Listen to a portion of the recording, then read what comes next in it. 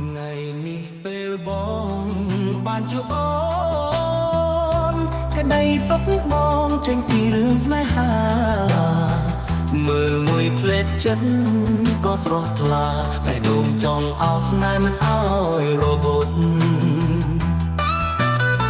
ស្នេហាដំបងអូនមើលបងហើយញញឹមចំណែកចិត្តបងក៏គួចប្រាថ្នាក្តីស្រឡាញ់បងរីកដូចកាពេលត្រូវសន្សាមចង់ឲ្យអូននៅជាប់ក្បែរមិនឲ្យចាស់ស្នេហ៍ចេញពីបងឃើញអូនសើចហើយបែកខ្នងចិត្តបងរំភើបបន្លំពេលបានជួបស្នេហ៍ដំបូងយើងដើរកាន់ដៃគ្នាត្រសងក្រោមពន្លឺរស្មីចែងចាំងជីវិតចាប់ផ្ដើមពីពេលនេះពេលដែលបងបានស្គាល់អូន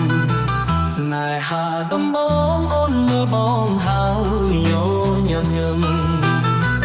ចំណែកចិត្តបងក៏គួចប្រាថ្នាក្តីស្រឡាញ់បងរីកដូចកាពេលត្រូវសន្សាម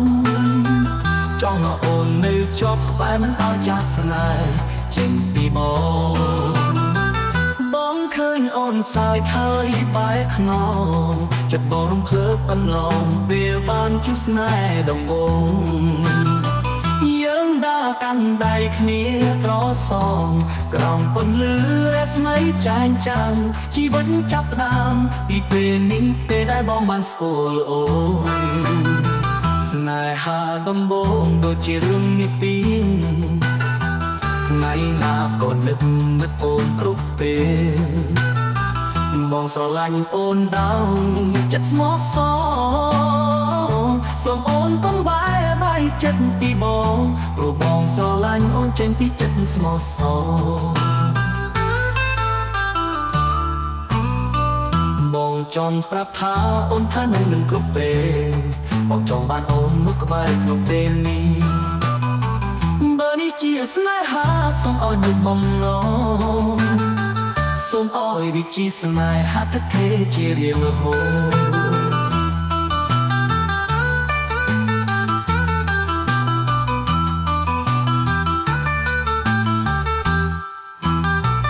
បងចង់ប្រាប់ថាអូនថានឹងគ្រប់ពេលបងចង់បានអូនមកក្បែរក្នុងពេលនេះ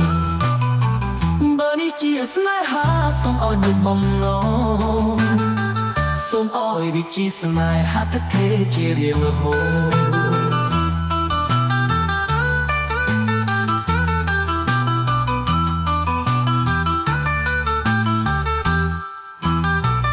បងចង់ប្រាប់ថាអូនថានឹងគ្រប់ពេលបងចង់បានអូនមកក្បែរក្នុងពេលនេះបើនេះជាស្នេហាសូមឲ្យដូចបំណងសូមឲ្យវាជាស្នេហាទឹកគេជារៀងរហូត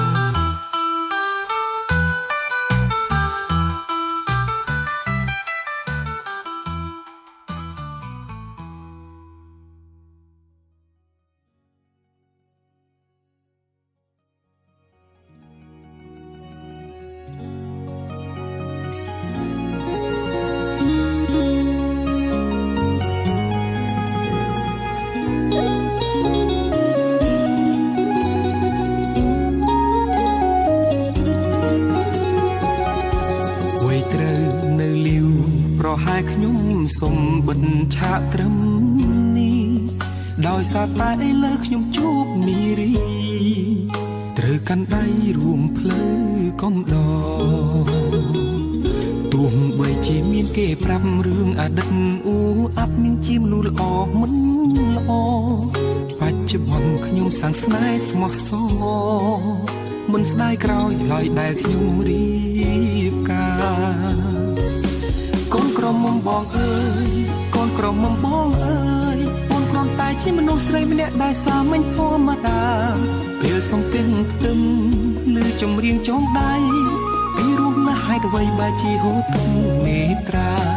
កូនក្រមុំបងអើយកូនក្រមុំបងអើយអូនមិនមែនជាមនុស្សស្រីល្អឥតខ្ចោះឬក៏អស្ចារ្យតែខ្ញុំ ព្រមស្ម័គ្រចងចំណង5ប្រការអរគុណម៉ាក់និងប៉ាញញឹមហើយជូនពរកូនផ្លូវជីវិតនេះខ្វែងខ្វាត់វ័យម្លេះគ្មានភ្លើងស្ទប់ទេត្រជាក់ក្តៅយ៉ាងណាក៏ខ្ញុំត្រូវតែចេះមើលថែគ្នារៀងខ្លួនរស់នៅជាជីវិតគូទោះហត់នឿយតស៊ូក៏ត្រូវសណ្ដោងសំដូន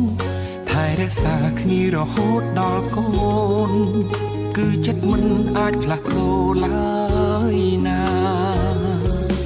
កូនក្រមុំបងអើយកូនក្រមុំបងអើយអូនគ្រាន់តែជាមនុស្សស្រីម្នាក់ដែលសាមញ្ញធម្មតាពេលសំពេញផ្ទឹមឬចម្រៀងចងដៃពីរស់ណាស់ហេតុអ្វីបើជាហូតនេត្រាកូនក្រមុំបងអើយកូនក្រមុំបងអើយអូនមិនមែនជាមនុស្សស្រីល្អឥតខ្ចោះឬក៏អស្ចារ្យតែខ្ញុំព្រមស្ម័គ្រចងចំណង5ប្រការអរគុណម៉ាក់និងប៉ាញញឹមហើយជូនពរកូន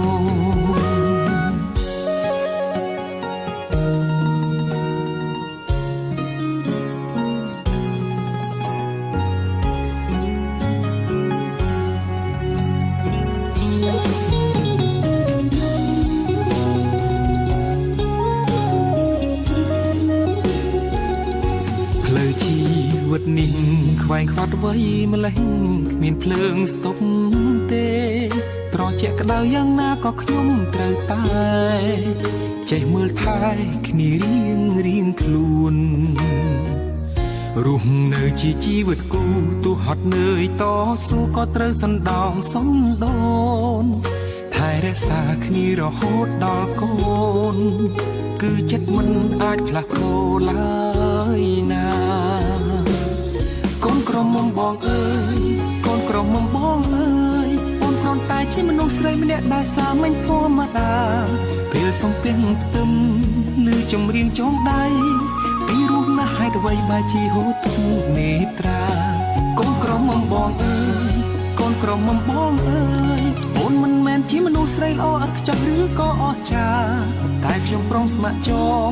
ចំណង5ប្រការអរគុណម៉ាក់និងប៉ាញញឹមហើយជូនពរកូន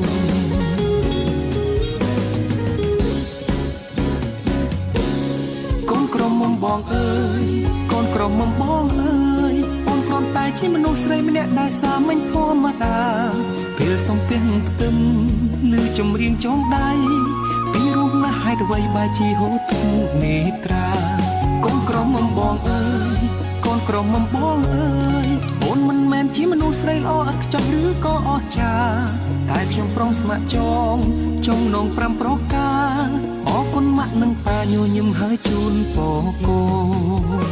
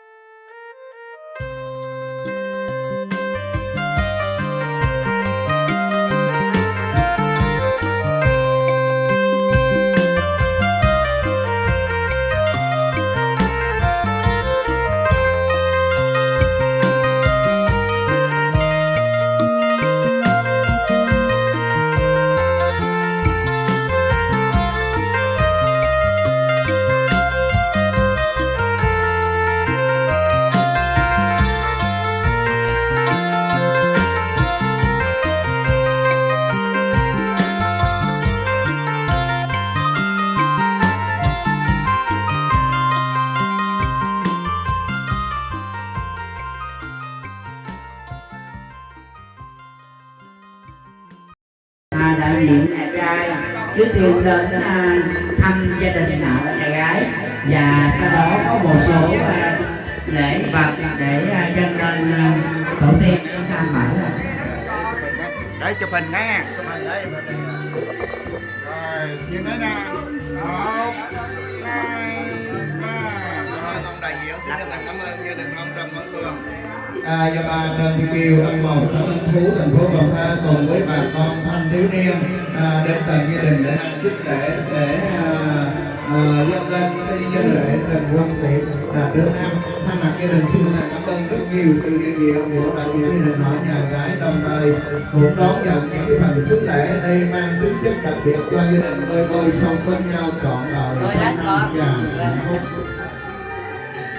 Nhưng mà mày có yoga luôn hay Anh mà có dâu ra. Rồi đưa qua. Đưa ra qua đi kèm đúng rồi đó. Rồi dính lại. Cầm nó. cầm đó đi phải. Rồi nhìn ở đây, nhìn ở đây. Hôm nay thì gia đình chúng tôi đón nhận cái phần sinh lễ này cũng là thứ nhất để đón lòng những cái tấm lòng không gian chúng ta biết tình không gian Rồi dán màn ra từ từ. Rồi dán màn ra. Rồi đứng đó nha. Ra bỏ ra ngoài luôn. Rồi chúng ta chúc Rồi mẹ hôn lại con cái mẹ hôn lại con cái rồi mẹ nhìn đây nè rồi nhìn đây cười vui lên nhìn đây cười nè rồi bước ra luôn rồi chào đi ông Trần Văn Cương và Trần Thị Kiều một các ông thú cùng quy định ông Văn Thêm và bà Lâm Thị Phương tử lợi thi nhìn đây nè nhìn máy nè mới của hai gia đình đó là cô dâu Lâm Thị Yến Ly Úc Nữ Sánh Yên cùng với rồi dâu rể quay vô mẹ chào mẹ cái quay vô mẹ nè cúi đầu mẹ cái long trọng của nhà gái hôm nay thì gia đình chúng tôi sẽ đón nhận những cái sức lễ cũng như là đón nhận tấm lòng họ nhà trai khi tiếp nhận cái phần sức lễ cũng như là cười lên chú ơi, cười lên. ông Trần Quang Thiệu như là con họ hàng nội ngoại hai bên chúng ta cùng đồng chúc phúc cho hai gia đình, chúc phúc cho hai con. nhìn nhau cười vui rồi rồi nhìn cái máy này vui lên Cái đầu hai đứa sắc vô không? rồi dâu quể quay mặt nhìn nhau cười vui lên ngước lên cô dâu ngước cao nữa rồi chú rể hôn môi cô dâu cái này 1 2 3 bắt đầu hôn cô dâu cái này 1 rồi đưa lên nè 1 2 3 chú rể hôn cô dâu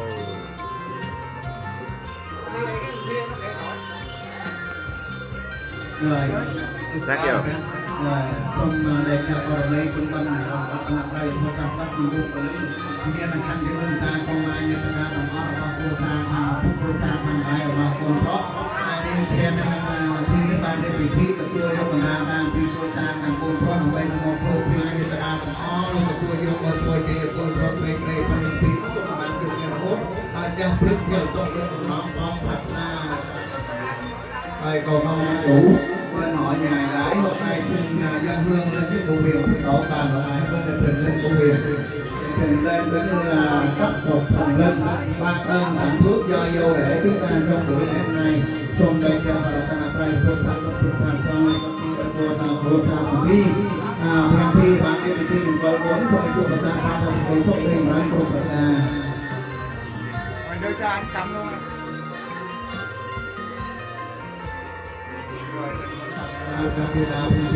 Phiêu Nam miền Bắc và đôi kia mình có hội quân phiêu miền Bắc trước năm một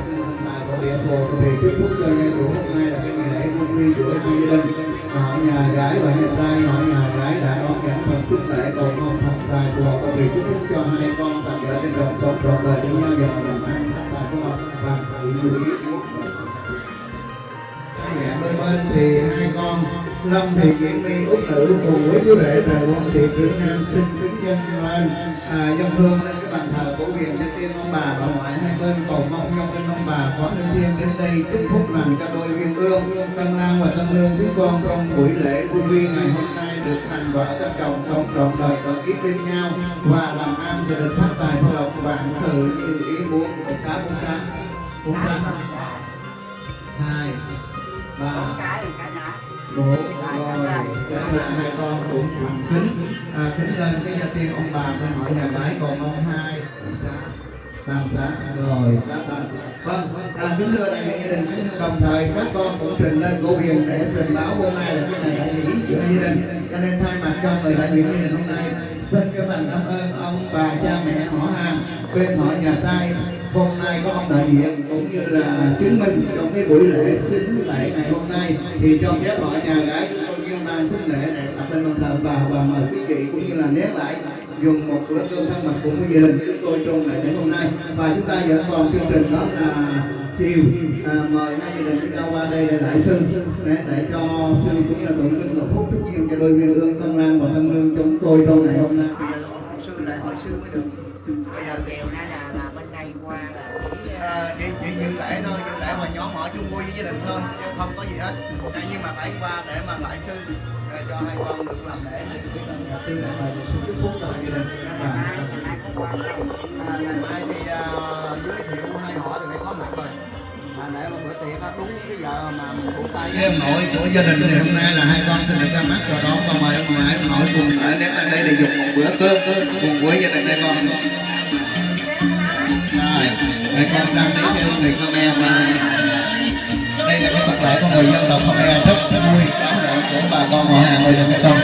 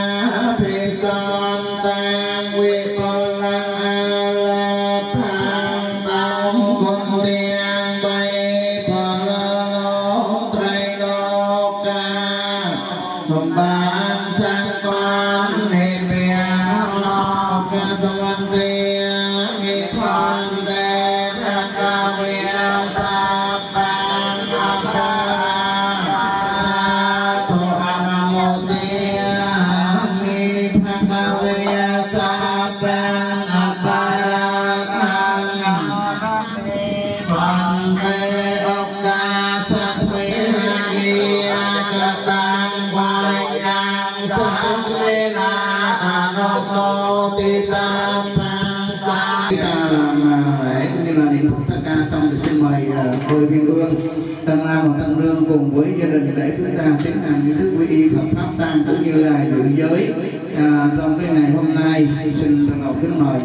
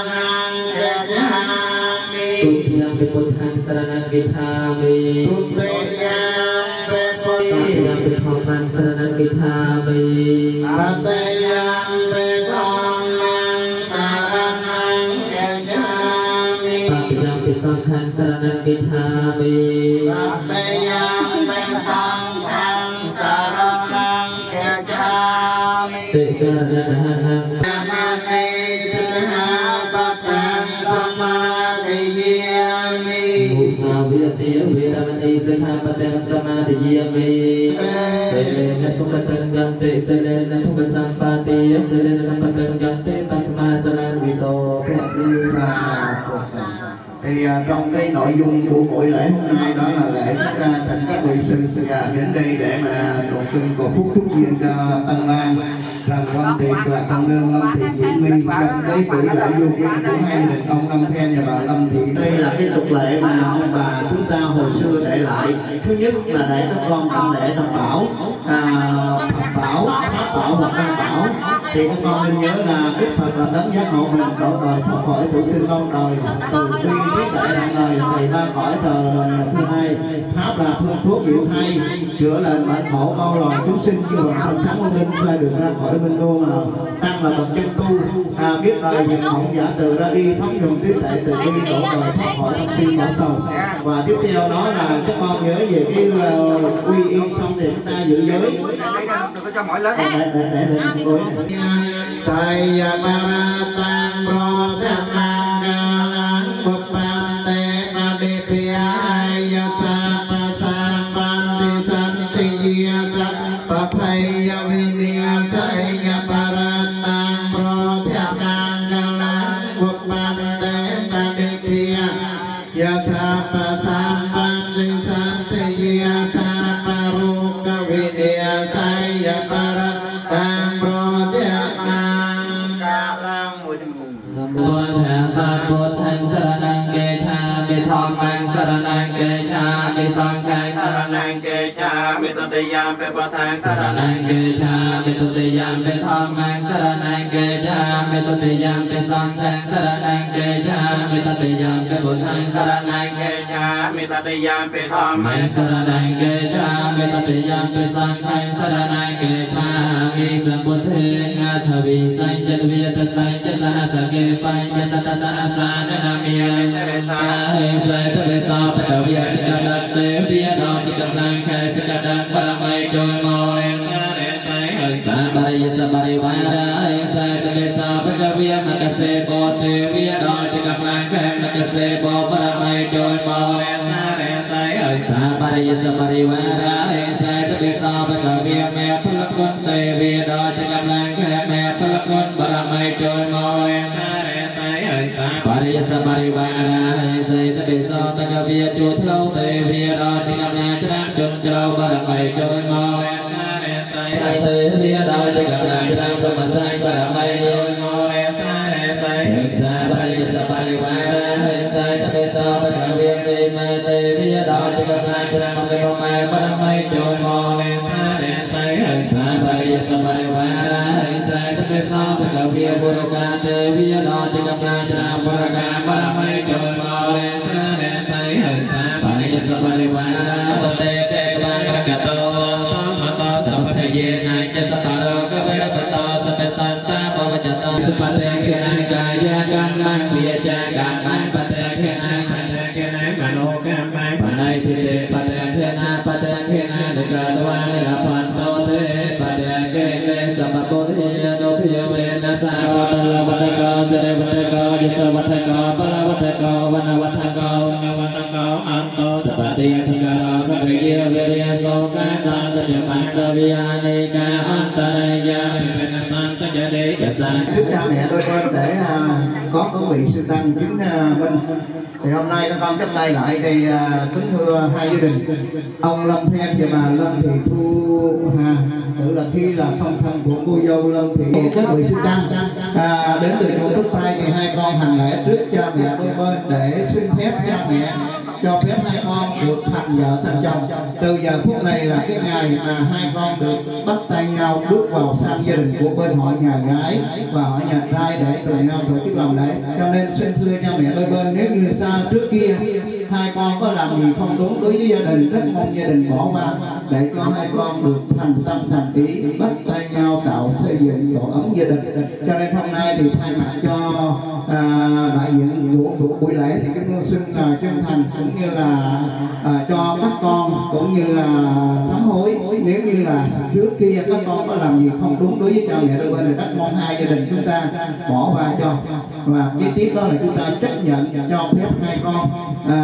cô dâu Lâm Thị Diễm My và chú rể Trần Văn Tiệp sẽ bắt tay nhau tạo dựng một cái gia đình để nối dòng dõi hai bên. Như vậy bây giờ chúng thay mặt cho gia đình thì xin cho gia đình họ nhà gái có đồng thành chúc phúc cho Tân Lan Lâm Thị Diễm My, út nữ của gia đình, và Tân Lương Lâm Thị Diễm My và Tân Lan Trần Văn Tiệp sẽ thành vợ thành chồng sống trọn đời bên nhau. Thì hôm nay là cái ngày đại lễ là cái ngày hạnh phúc nhất đời có vị sư tăng chứng kiến, thì hôm nay hai gia đình rất là thông cảm bỏ qua tất cả mọi điều tội lỗi và các con phạm phải. Thì hôm nay hai gia đình chúng ta cùng nhau đồng thanh chúc phúc cho nhân tiệc và Diễm My biết là nhất sinh trị gia điền mẹ Lý Hữu Nhân Duyên bậc phụ thành gia kế vinh vào hưởng vạn niên. Ý nói là trong mẹ có người tình trai tráng làm nên nghiệp vinh hoa sống đến già.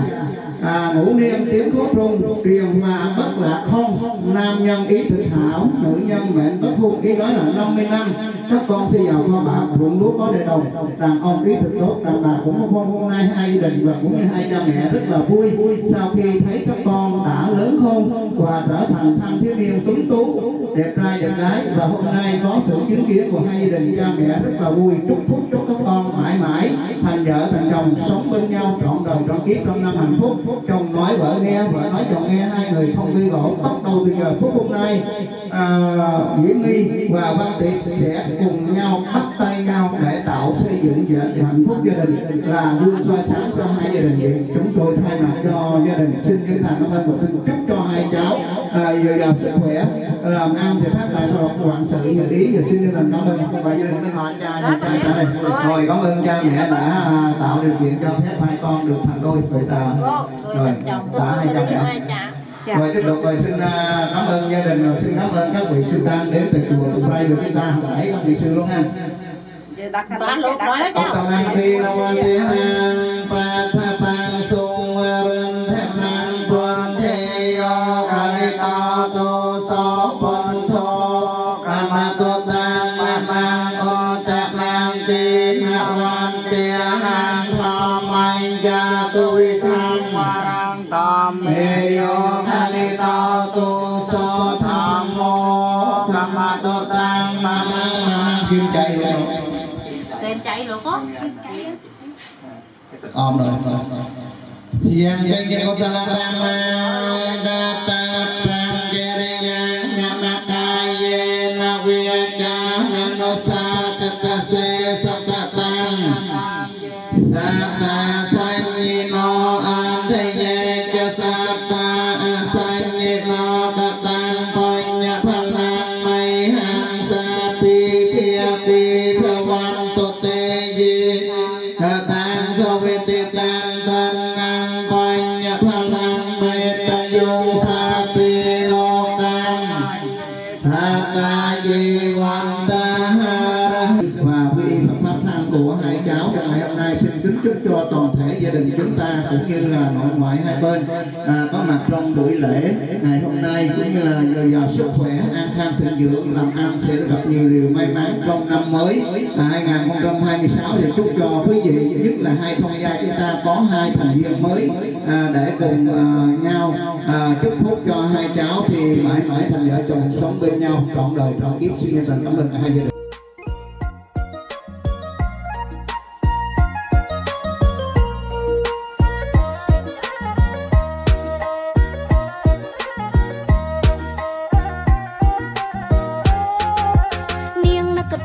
subscribe cho kênh Ghiền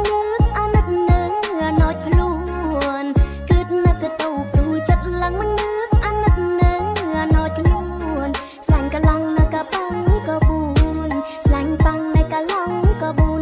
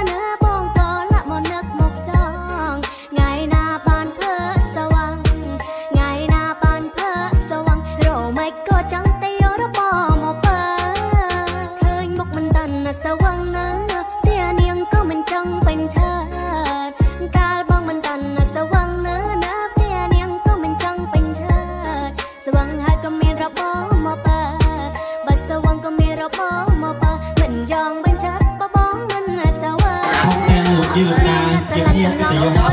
phải có bạn tùy món chưa vô giáo học phải cho cực liên cực nhạc ngầu với tạo mọi điều kiện thuận lợi cho gia đình chúng tôi làm lễ buông mi cho con chúng tôi được thành công tốt đẹp. Xin chân thành cảm ơn chính quyền địa phương rất nhiều. Kính thưa quý vị, nhà thơ Xuân Diệu đã từng viết rằng: cảm ơn đời mỗi sáng mai thức dậy, ta có thêm ngày nữa để yêu thương. Cả tình yêu mà đôi trẻ Diễm My và Quang Tiệp đã tìm thấy nhau, và giờ đây đôi tác tiên yêu Dâu Diễm My và chú rể Quang Tiệp Tiến Phong xin được phép thay mặt cho gia đình chủ thôn nhà gái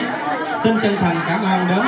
quý ông bà. Xin mời tất cả quý vị có tinh thần văn nghệ hãy lựa chọn cho mình 1-2 ca khúc mà quý vị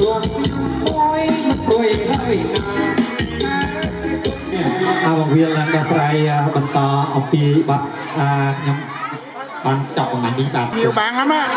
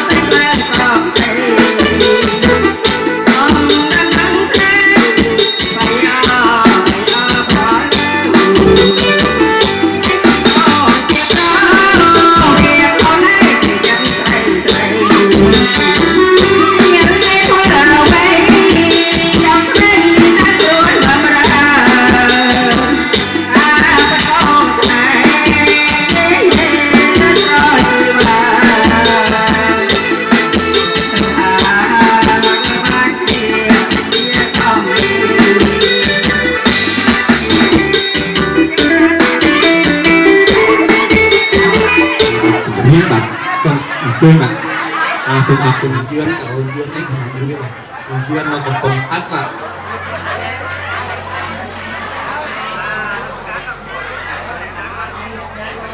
thú mà còn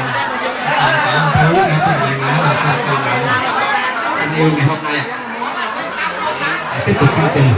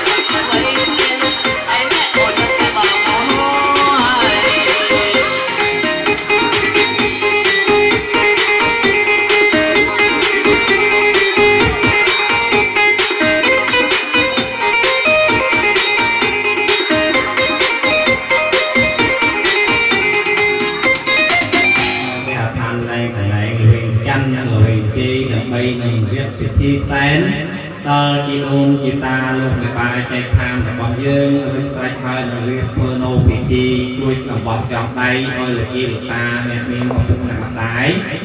ទាំងអស់ដល់ពេលជូនពរឲ្យកូនប្រុសកូនស្រីថ្ងៃរៀបអាពាហ៍ពិពាហ៍នេះបានជួបគ្នាដែលចាស់ព្រឹកចាស់ព្រឹកស្រេចហើយនឹងគីមកខាងក្រៅក៏យកមកជូនដែរដែលពីថៃ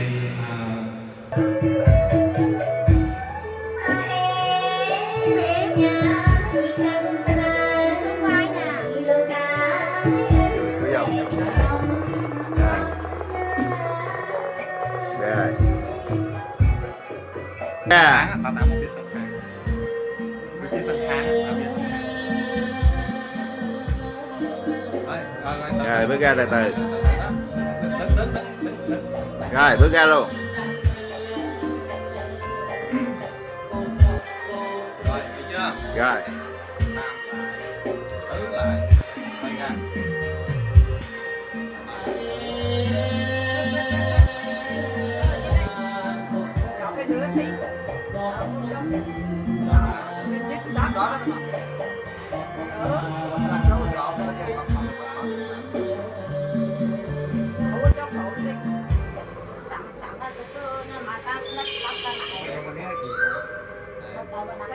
Vậy.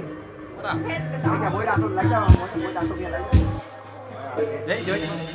Không nó mà chua màu ống đó. Hay mà đại là phúc cái na đại phi sùng khang.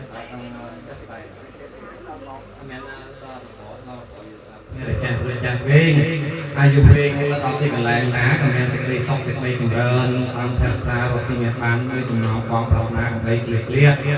xa thu đây đây cha chia phi liệt lo xung chủ riêng pháp trong áo chị đông chị ta luôn 13 chạy khang cái hàm bao mán xung mình chứa khang tầng pi song khang ban riêng trong bỏ xong bỏ cung mà con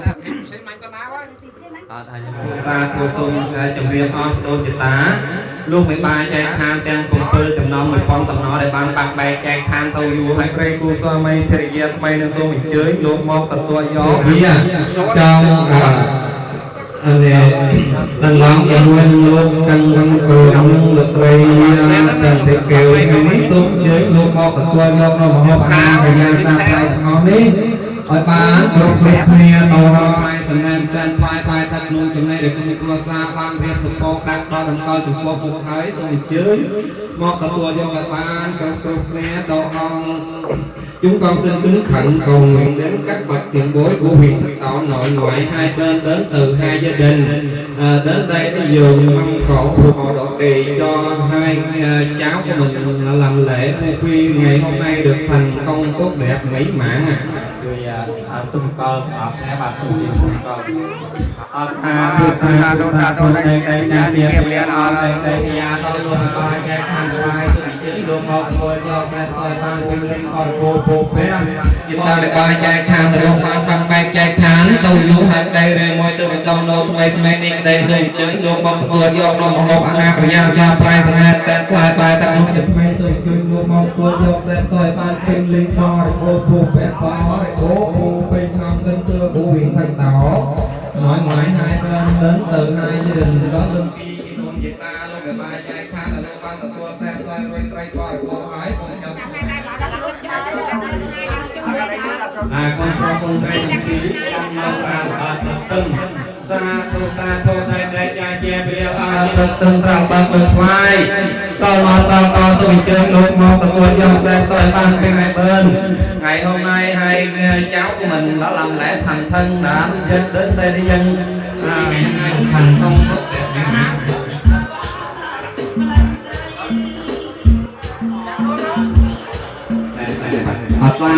xa thuộc đây đây cha chia bây giờ chia con đi cho ta ba cha khăn là lúc ta tuổi ta và ta quên phải lớp sai quên lớp soi trong ra ngon trong ra to luôn thấy con cho số bố ông bí luôn không xin cháu dân lên cầu cao và nước mời cụ ông cụ bà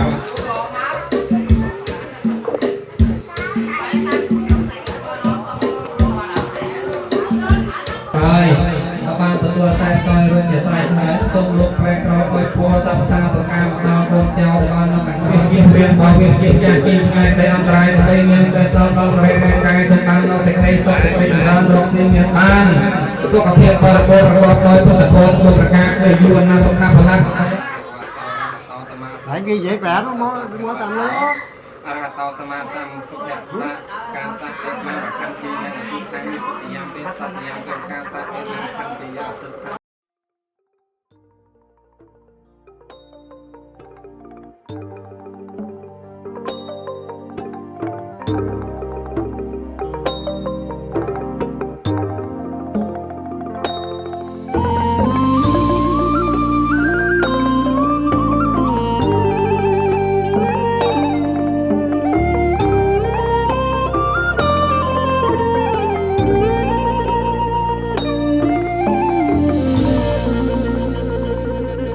បុកពេលសន្និវាយើងចារួមគ្នាបងនឹងពុំមានបានស្គាល់គ្នាជានិស័យរងចាំសែងយូរគូព្រេងនៅក្នុងក្តីស្រមៃបេះដូងគួចស្នេហ៍ចរណៃគឺជានិស័យបុកពេលបានចាអន្តរាស្រទន់មានមុនសំដំអោកែវឆោមយំឲ្យរៀមចាប់ចិត្តចេតនាសំរងភោផងលោមពោល្អដូចអប្សរាប្របីស្មាកូនទេវតាឲ្យបងស្នេហាដកចិត្តមិនរួច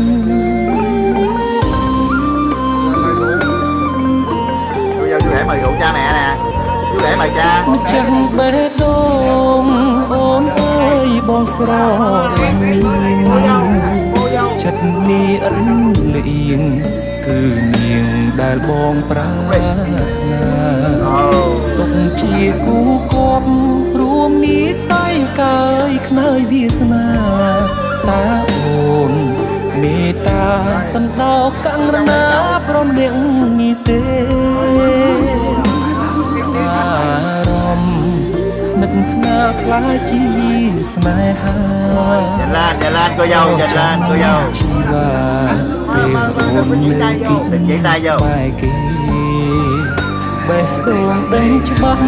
ស្រឡាញ់ប៉ិតស្ម័គ្រតែមានមេធ្វើគូក្រងបងបានទេសន្យាមិនរេស្មោះលុងខ្សែអើយ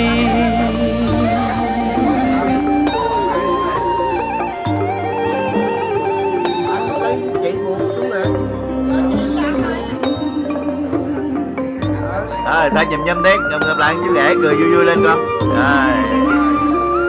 Bật tiếng nữa, bật tiếng. Rồi. Đây, ở này cho bạn chơi.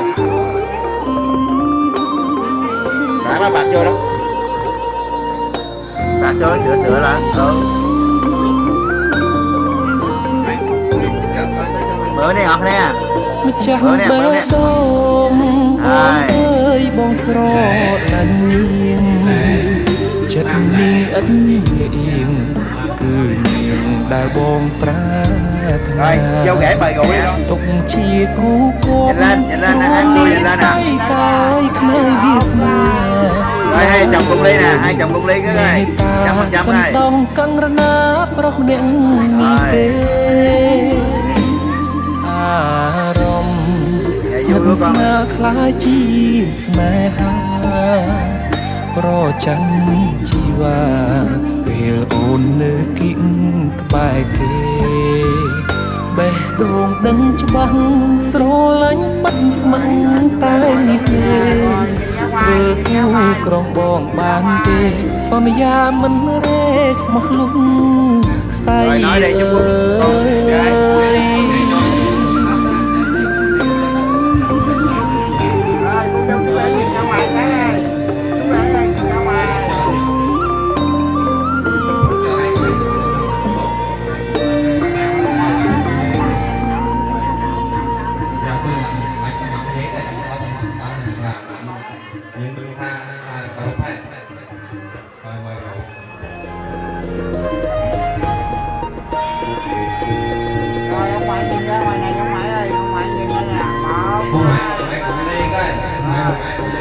ông bà cùng ly ơi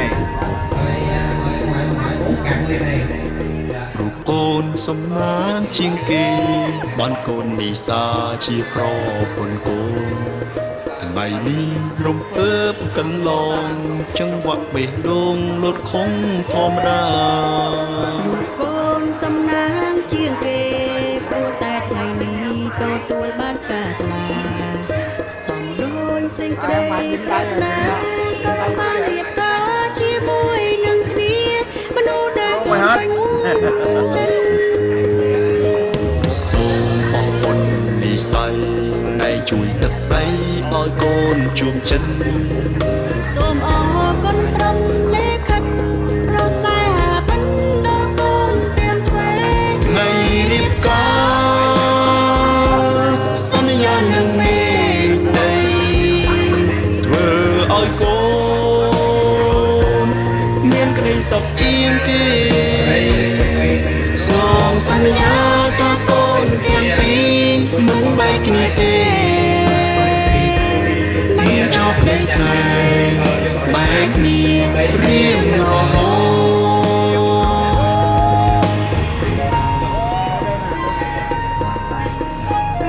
bà theo tờ một tiếp tục tờ ba số lại giao ghế viên bản thắng ban đầu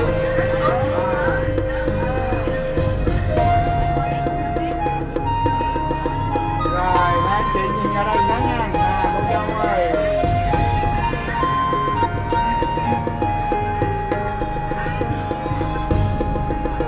រូបកូនសំណាងជាងគេបានកូននីសាជាប្រពន្ធកូនថ្ងៃនេះរំភើបកន្លងចង្វាក់បេះដូងលត់ខំធម្មតា កូនសំណាងជាងគេព្រោះតែថ្ងៃនេះទទួលបានការស្លាសំដូចសេចក្តីប្រាថ្នាកូនបានរៀបការជាមួយនឹងគ្នាមនុស្សដែលកូនពេញចិត្ត សូមអរគុណនិស័យដែលជួយដឹកដៃឲ្យកូនជួបចិន សូមអរគុណព្រមលេខិត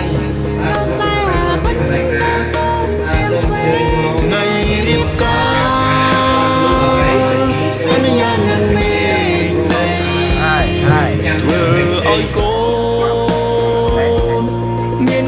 កជាងគេសូមសន្យាថាកូនទាំងពីរមិនបែកគ្នាទេមិនចោលក្តីស្នេហ៍បែកគ្នារៀងរហូត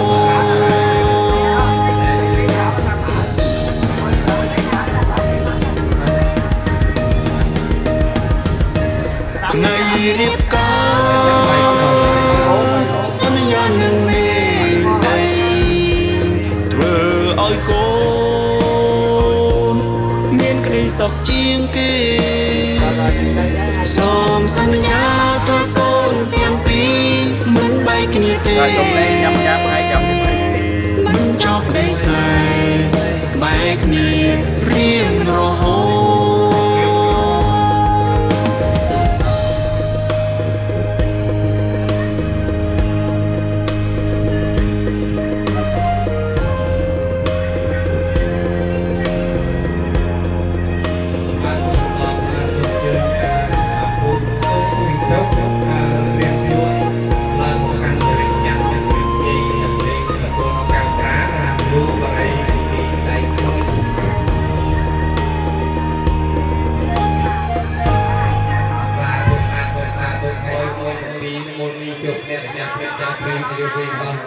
Rồi. Cô này biết anh có thằng là đạo anh có thằng Hai. Như các bạn đây là không gì tí này.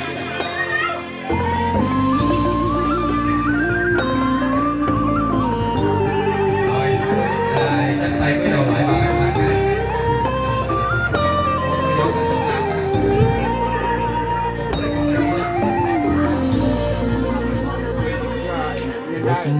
Về son nơi vi dưỡng cha luôn khơi bong nâng bùn làm squall khi chỉ ni say rong chăm sáng du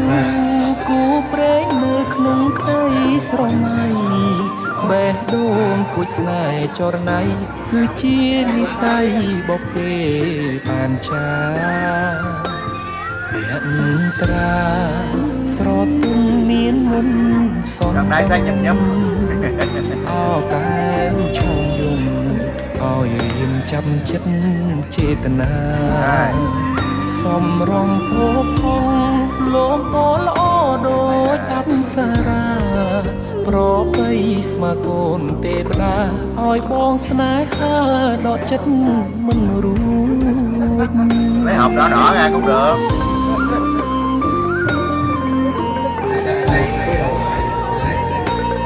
Chẳng bé đông ôm ơi bong sro lạnh miên chất ni ấn liền cứ miền đài bong prana tục chia cú cọp rùm ní say cài khơi đi xa ta ồn mê ta sân đau căng rana brom miệng ni tê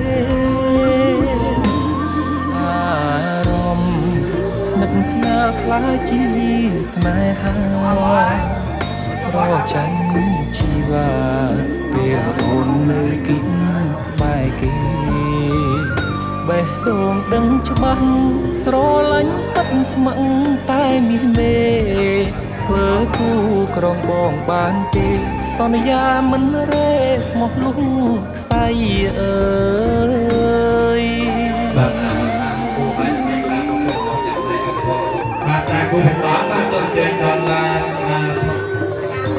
khỏe dồi dào trên trăm năm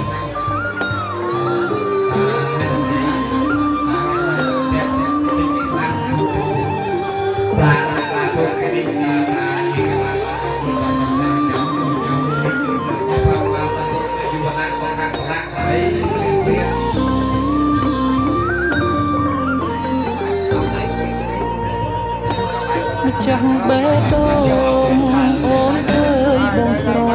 lạnh miên chất ni ấn yên cứ miền đại bong prana tục chia cú cọp ruộng ní say cài khơi viết na ta ồn mê ta សិនដងកੰរណាប្រកនឹងនេះទេអារម្មណ៍ស្និទ្ធស្នាលคล้ายជាស្នេហាប្រចាំជីវ៉ាពេលអូនលើក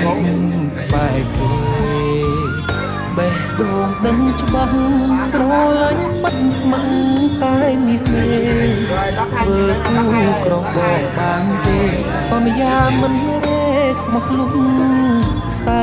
អើយ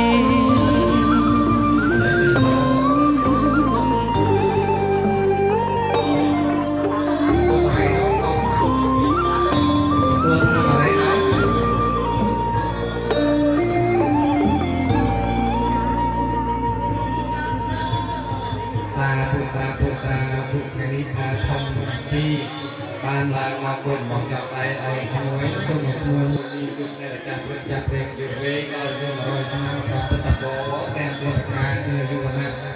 សុខៈនិងពលៈតរៀងទៅហើយបាទចាប់ដៃគឺដល់បាក់ហើយហើយយ៉ាងទៅសាគឺមកទីគឺប្រតិសង្កេតអត់ដូចយើងស្ទើរទៅវិញkhông xảy cái tiếng cái tiếng nào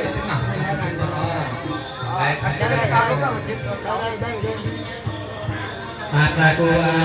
cô này cộng ly nói xuống priêm thông cả mình tới con phiên vườn tại đây khi mà các côจะสไลด์ได้là đứt thuốc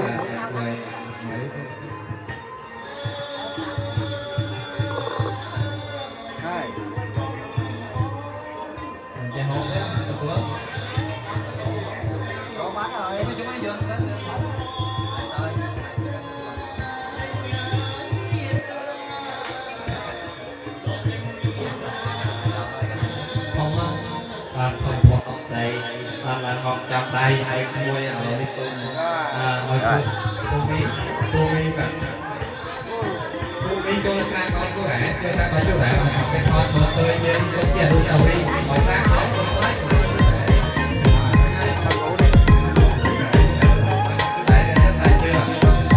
สลายคลีอยู่หมอกโอ้นายต้องชอบรีบกว่าประมาณดอลลาร์จุดลูกขันสลาติดบ้องมีเม่បើបងជួយដឹងដេញស្រីមិនយកថ្លៃទឹកដងទេតែសុំមកគាត់ថ្លៃលេមួយខែលៀបក៏ដូចក្នុងឃើញសាច់អូនសស្គូតាមពិតគិតខុសហើយខ្ញុំកំពុងលេឡើងកោថាដូចភ្នំលុ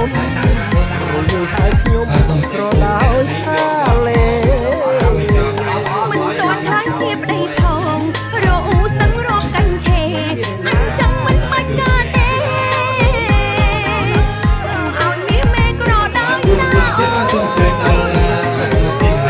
អូងលេងតិចទួចប៉ុណ្ណឹងឆាប់ខឹងអីម៉េះញ៉ាំបងសុខចិត្តញ៉ាំទឹកជុកលុយឲ្យអូនយកទៅទិញលេ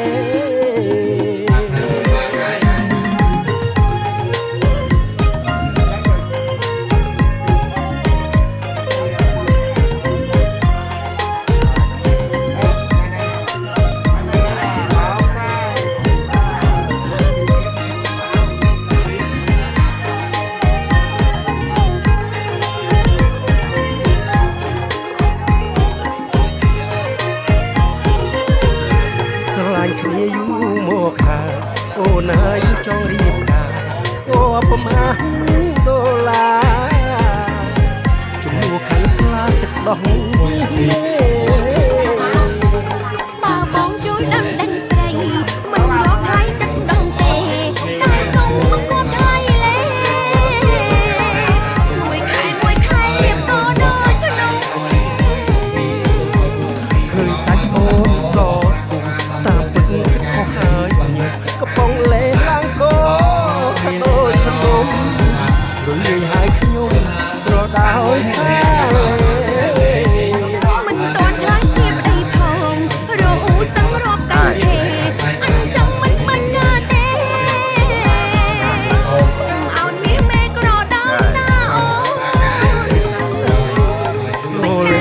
គឺប្រពន្ធនៅឆាប់ខឹងអីមែននឹមនួនបងសុកចិត្តញ៉ាំតគួនទុកលុយឲ្យអូនយកទៅទីលែលៀបទៅសស្គូត្មងណាអូនណ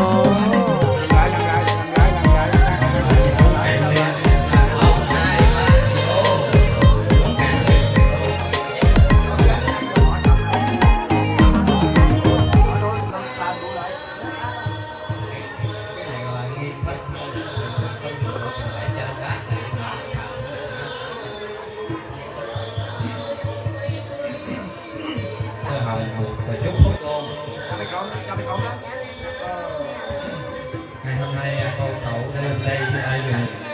ly rượu và chúc phúc cho hai cháu. Ngày hôm nay làm lễ vô quy, chúc cho hai cháu trăm năm hạnh phúc ạ. Rồi sao? Chắp tay cúi đầu cảm ơn cô cậu. Rồi. Đây cầm cái bài tận cuốn là lên đây tận đây sự hỏi chặt trái khi men bắt tao cầm bấy đợt men tao luôn tận đi bắt tôi cầm nó bó rất mà cắt cái nào lại đấy không phải biết gì sự đấy khi mà con tao tụt vào cái nét bắt chặt trái ngay con làm việc khác rồi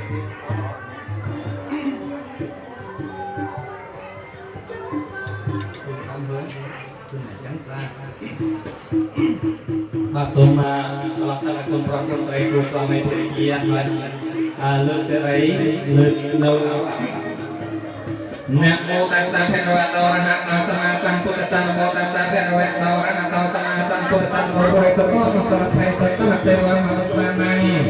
พุทโธเพียกเพียเตสวะกะโตภะคะวะตาธัมโมสัมปติโกวิกาวิโกเอหิปัสสิโกปะระยิโกปัญจตังเวเปตะโพวิญโยเหเตสโนภะคะวะโตสะภะคะสังโฆสัมเมจิตปะโนภะคะวะโตสะภะคะสังโฆจติตังจันดาริโพริสิยิตินิอัตโพริสัพพะกัลเลหัสสะเตสิติโสลักขิพุทโธบริยังพุทโธสะบุรุณะตัวระดับยังจอกาจงมาบังคับอยู่ในจันทร์ตัวอยู่ในมโนตัวอยู่ในเอการังกัลปะเดียวในเพิ่มเพียรสัมปโยโตกาสักยังพระกรุณาแต่อพระองค์ยังมอัตมาแดงโนบาปนอแต่บัดวนนงตัวไกลในยิ่งพระกรุณาทรงถวายกายเกียรติบาลเจริญสมานจีพันเยสนาและอันตรังโยมเปลี่ยนตัวหายลายก็ยังพระกรุณาสมอรตันเนแต่พระองค์ยังมสันติมปาในพิสัยไปสบายทางเกิดเทพโลกเทียบเทียบที่บ้านกรุณร้องปีกุมไพพงจุตันบังมอบช่วยแรงคุณตูตีสโตรปองฟองจำเยียยี่กลองไล่คุณตีจันจีสมัยโคโยมองตั้งแต่กุมเปเรียนสมเพียรเลิกมันสักเลิกจุดตุนนักเลิกแร่ใส่เลิกแร่ใส่สองสุดในเลิกกาผมดวงจันทร์แกสาเพชรเวียสติสติโหโลโลสาไอ้ยักษ์เอเตเตต่อเพชรเวียไม่มองด้วยบังบังมองด้วยเรรังทุกตูตีสโตปังฟองจำเยียยี่วันไล่กระถิ่นจันจีสตาประกาศตะกอนเมียตั้งนั่งแล้วโคแล้วพักแล้วพระสติ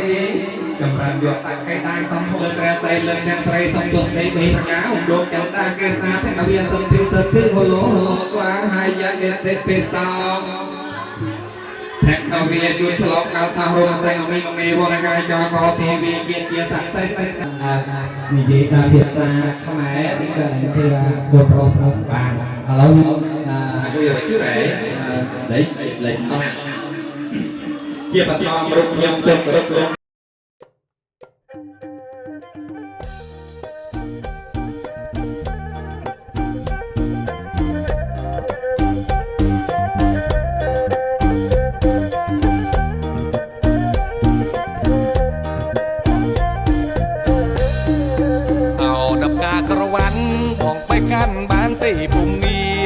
រឿងមួយនៅក្រវ៉ាន់មានគ្នារឿងមួយនៅក្រវ៉ាន់មានគ្នាតាពៀទុកជាគូទៅហើយអោដំការក្រវ៉ាន់តាក្រវ៉ាន់បងអើយតាខ្ញុំនៅតុងណែមិនតាន់មានគេបែបានឡើយតែបាបងបានមកហើយតែបាបងបានមកហើយប្របងអើយបងបែងយកចង់អោដំការក្រវ៉ាន់ការក្រវ៉ាន់អូនបើក្រវ៉ាន់នាងព្រមរៀមសុំខ្នំបេយកការហើយបេចង់ណាប្រងបងអើយបែងចង់ណាប្រងបងអើយយកគៀកកើយជាគូវាសនាអូនការក្រវ៉ាន់អូនអើយ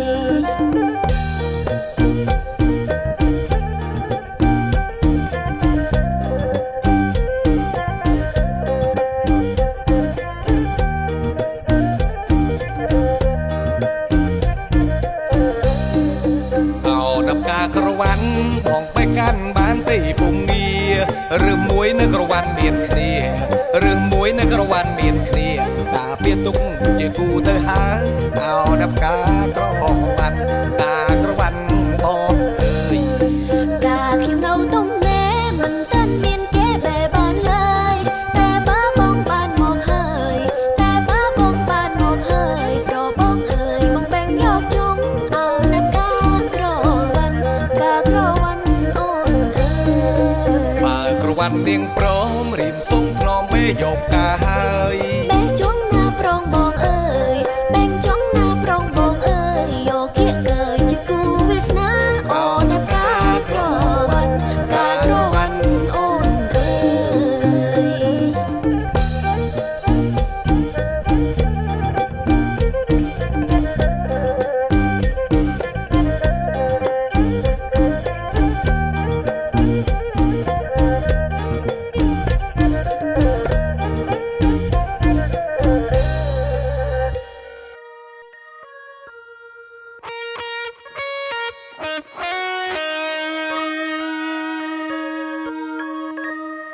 ក្រមេឃលើដីមានតែថ្លៃមួយដែលជាជំនួយនៃរឿងជីវិតខ្លួនបងស្នេហ៍បងជាទឹកអមរិនជួយប្រជីវិតឲ្យមានដងមច្ឆារួមបានអាស្រ័យកងគារុក្ខជាតិទីនេះអាស្រ័យសន្សារូបអូនរួមបានអាស្រ័យថ្លៃថ្លើមជួយជាដង្ហើមផ្ដើមរឿងសង្ខារក្នុងលោកនេះណាក៏យ៉ាងគ្មានអ្វីសំខាន់ដល់អូនឡើយណាមានតែបងមួយជាត្រួយនេត្រាដែលអូនប្រាថ្នាជាគូលោកស្រីទោះជាផែនដីរលាយសស្នេហ៍បងនឹងអូនមិនសូន្យទេថ្លៃស្នេហ៍រួមគង់វងរងរឿងរាល់ថ្ងៃគ្មានអ្វីប្រឡ័យស្នេហ៍យើងបានឡើយ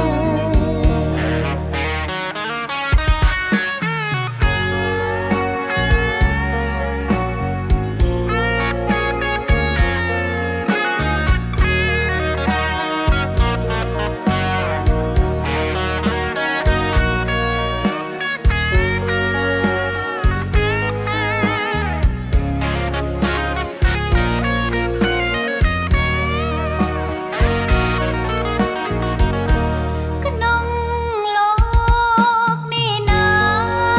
ក៏យ៉ាងគ្មានអ្វីសំខាន់ដល់អូនឡើយណាមានតែបងមួយជាត្រួយនេត្រាដែលអូនប្រាថ្នាជាគូលោកស្រីទោះជាផែនដីរលាយសស្នេហ៍បងនឹងអូនមិនសូន្យទេថ្លៃស្នេហ៍រួមគង់វងរងរឿងរាល់ថ្ងៃគ្មានអ្វីប្រឡ័យស្នេហ៍យើងបានឡើយ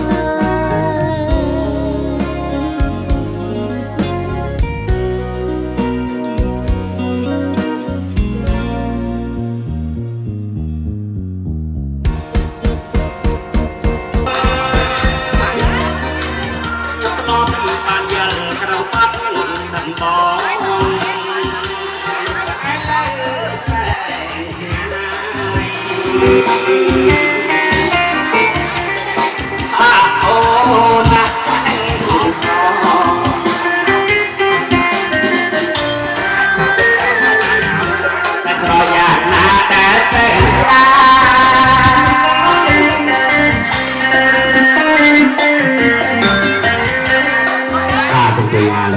ពីរនាក់មកដល់ឲ្យបាទសំទោលើសុខអរគុណបាទសូមអរគុណសូមសៀងសម្រាប់ដល់ប្រវត្តិរបស់មើលអាសិនបាទសូមអរគុណបាទសូមអរគុណដល់មិត្តយន្ត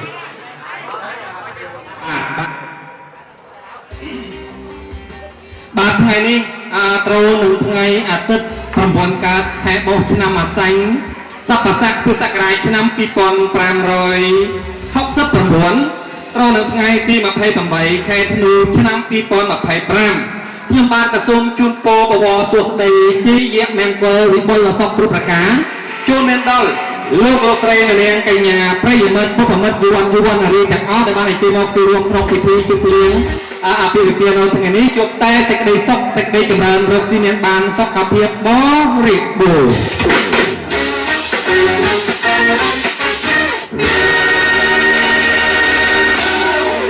Xin được thông quan nhiệt liệt chào đón toàn thể quý vị và các bạn đã đến với buổi tiệc lễ vô quy ngày hôm Yến Phong. Xin được đại diện cho gia đình chủ hôn nhà gái, gia đình của ông Lâm Phen và bà Lâm Thị Thu Hà xin gửi lời cảm ơn đến các cấp chính quyền địa phương ấp Khoan Tang, xã Long Phú đã tạo mọi điều kiện thuận lợi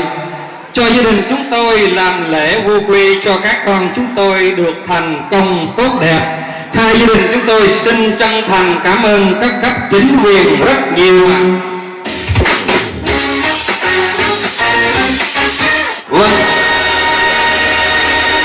Và lời đầu tiên này Tiến Phong xin gửi lời đến toàn thể quý vị lời chúc sức khỏe, lời cảm ơn chân thành và lời chào trân trọng nhất.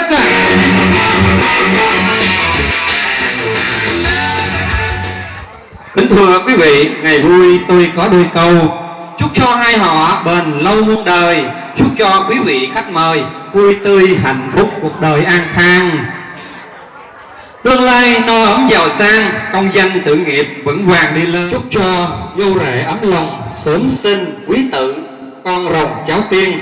Kính thưa quý vị, tình yêu là một thể loại món quà vô giá mà tạo hóa đã ban tặng cho con người. Chính tình yêu đã tạo nên những sức mạnh để giúp cho con người vượt qua tất cả khó khăn trong cuộc sống của chúng ta. Mà khi đến tột cùng đau khổ có thể bỏ đi tất cả mọi thứ trên cõi đời này. Thứ duy nhất mà chúng ta giữ lại đó chính là tình yêu. Điều đó đã được khẳng định trong một bài thơ tình của nhà thơ Xuân Diệu có viết rằng: đã quyết không yêu đến vạn lần, thế rồi yêu cả một mùa xuân. Quyết tìm hạnh phúc trên đường khác, lại thấy yêu say đến vạn lần. Kính thưa quý vị, một lần nữa chúng ta hãy chứng minh cho điều tuyệt vời của tình yêu bằng một buổi lễ vô quy của cô dâu Diễm My và chú rể Quang Tiệp ngày hôm nay. Và ngay bây giờ không để cho quý vị chờ đợi lâu hơn nữa, chúng ta hãy hướng mắt về phía lối vào của hôn trường và dành những tràng pháo tay thật nồng nhiệt của quý vị để chào đón những nhân vật chính của chúng ta ngày hôm nay. Đó là cô dâu và chú rể, cô dâu Diễm My và chú rể Quang Tiệp ngày hôm nay. Xin mời cô dâu và chú rể bước lên. Chú rể chung tình là tôi, ngày thường thì uống chiếc bên tôi, tối nay đôi bạn đã có lối bơi nàng cùng, ở đời hai tiếng thủy chung trăm năm hạnh phúc. Đây là tình yêu. Ba mẹ đôi bên ở bên ngoài đi chừng nào tôi kéo anh lên để yêu nhau và chú rể lên trước xí ạ. Mời cô dâu và chú rể bước lên sân khấu tình yêu của chúng ta ngày hôm nay.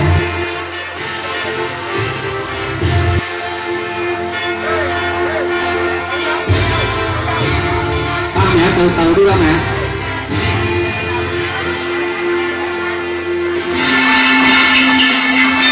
Sân khấu những nhân vật chính của chúng ta ngày hôm nay đó là cô dâu và chú rể.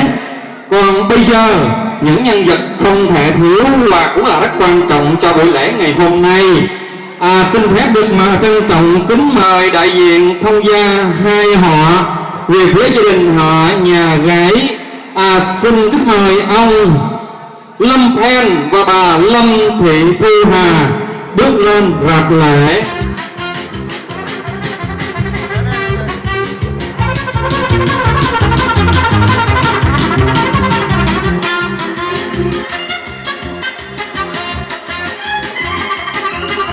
Có hỏi nhà trai, xin mời ông Trần Văn Cường và bà Trần Thị Kiều. Xin mời. Cha mẹ là đại ân nhân, sinh thành con cái nuôi nấng các con từ nhỏ đến khi lớn khôn. Mong sao con lớn trưởng thành nên người, rồi lại con không lớn từng ngày. Cũng có lúc hoạn nạn, lúc đắng cay, vẫn chăm chút và nâng niu như hoa trên cành. Và kính thưa quý vị, chúng ta vừa được chào đón lên rạp lễ vui quy ngày hôm nay. Còn bây giờ xin mời hai thông gia bắt tay nhau từ nay về sau kết tình thông gia bền chặt mãi mãi. Mời hai thông gia quay mặt vô bắt tay nhau cái coi. Anh em một ngày một xa, còn thông gia thì một ngày một gần. Anh em trong họ thì rất gần nhưng không đi lại, dần dần thành xa. Người ngoài lui tới vào ra, buồn vui chia sẻ cùng ta thành gần. Rồi hai bên xin một tràng pháo tay ra. 1, 2, 3. Bên gái tôi xin phép được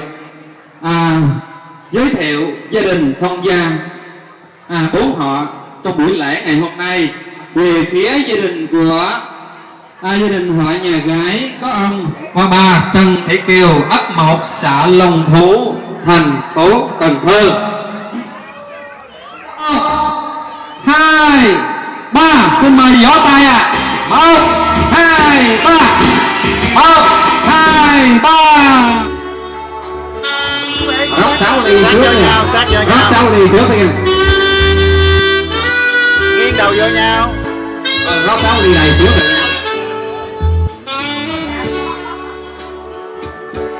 Chúng ta không thể không kể đến công lao. Rồi xin mời cô dâu cứ sàn ly rượu của mình.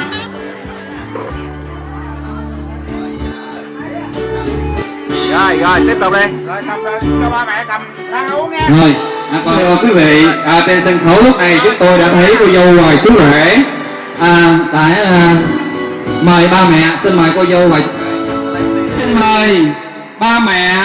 hai bên cùng với cô dâu và chú rể nâng ly hướng về quý khách của chúng ta. Mời tất cả quý khách của chúng ta ở phía dưới nâng ly cùng cô dâu và chú rể trong ngày hôm nay. 1, 2, 3, vô. Đủ rượu ra bôi. Rồi ra bụng đi, hai con ra vô bụng đi, bụng đi.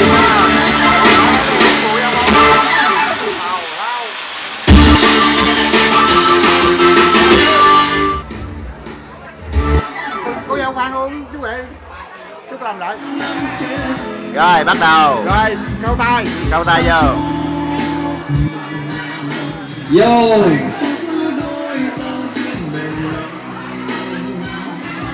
Rồi để Mi là một nữ 3 hôn nhau, hôn môi á, hôn môi á, hôn môi á. với chú rể là Trần Quốc Thiệt là trưởng nam. Ngày hôm nay hai mẹ ba mẹ đôi bên bắt tay nhau từ nay về sau kết tình thông gia. Cô cậu di dưỡng quý ông bà quan khách rồi cô dâu là chú rể tiến tới thác bánh em xây tổ ấm con ngoan vợ hiền xua đi những nỗi buồn phiền nắng mưa vẫn mãi một miền thủy chung ở phía đời có gì đẹp hơn thế người với người sống để yêu nhau cắt bánh kem mang vị ngọt ngào vợ chồng tay nắm trao nhau tình đầu tình âu yếm dưới trăng yêu nhau tha thiết sở hàng ngàn ngang lòng sung sướng đùa bay giận gió sống lâu sống thọ hạnh phúc nhất trên đời. Cô dâu cầm dĩa luôn, hai người cùng cầm. Rồi đút qua đút lại.